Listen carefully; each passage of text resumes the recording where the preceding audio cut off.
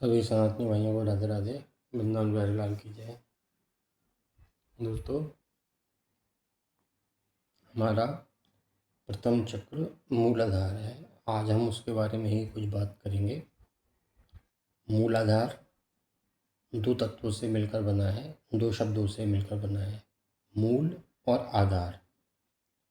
जिस प्रकार इस सौर मंडल का केंद्र बिंदु सूर्य है और मूल है, सारे ग्रह उसी सूर्य के चारों ओर परिक्रमा कर रहे हैं, उसी प्रकार इस पृथ्वी पर रहने वाले सभी जीवों का मूल ये पृथ्वी है, पृथ्वी तत्व है, क्योंकि हम सब इसी पृथ्वी पर रहते हैं। वैसे ही इस शरीर का मूल, जहाँ से पूरा शरीर संचालित होता है, वह मूल यानी कि जड़ हमारा मूलाधार चक्र है, जो रीढ़ की हड्डी के बिल्कुल निचले वाले हिस्से में गुदा के ऊपर स्थित है। इसका मतलब ये हुआ कि सारा जो शरीर का संचालन है वो वहाँ से, उस चक्र से, उस ऊर्जा से संचालित होता है। वहीं पर हमारी कुंडलिनी सुषुप्त अवस्था में सोई रहती है। सामान्य जीवन में हमको करना ये चाहिए कि हमारा शरीर रोग रहित हो, बीमारियों से रहित हो, और हमारा वो चक्र पूरी तरीके से अपनी पूरी क्षमता के साथ कार्य कर सके।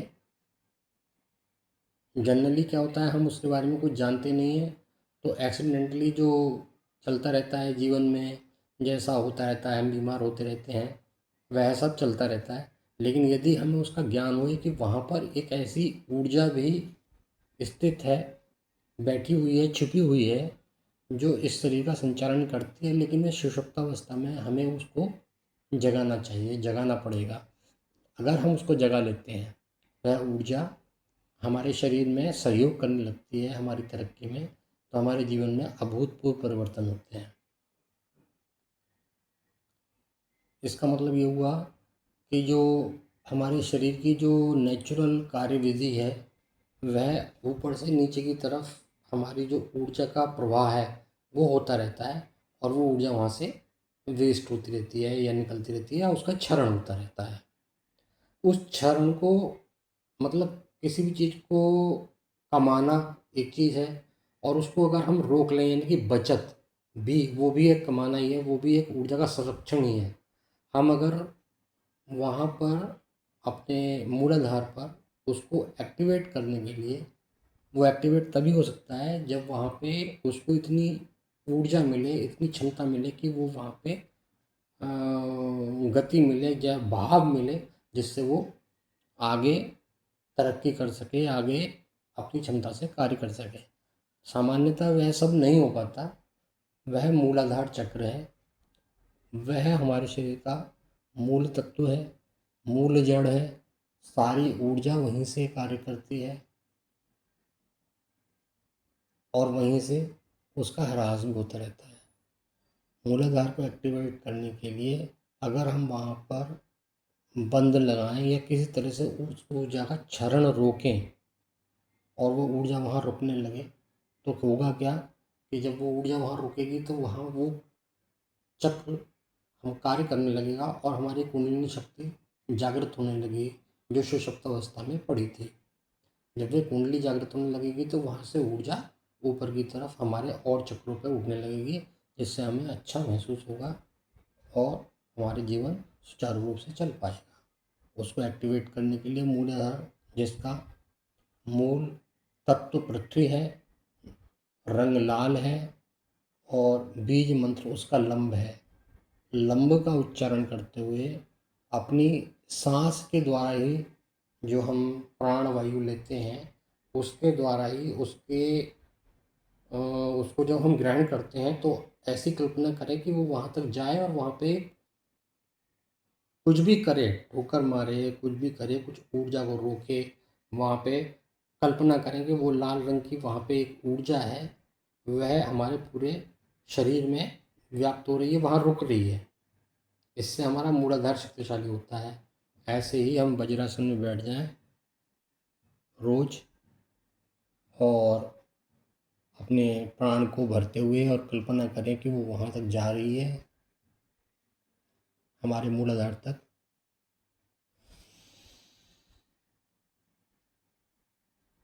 और यहाँ की मांसपेशियों को ऊपर की तरफ उठाने की कोशिश करें।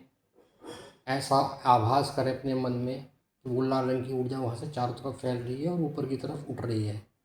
अपने शरीर को भी कोशिश करें कि वो उठे ऊपर की तरफ, जिससे कि वो ऊर्जा वहाँ रुकने लगेगी और रुकने के बाद वो हमारे और चक्रों पर गति करने लगी।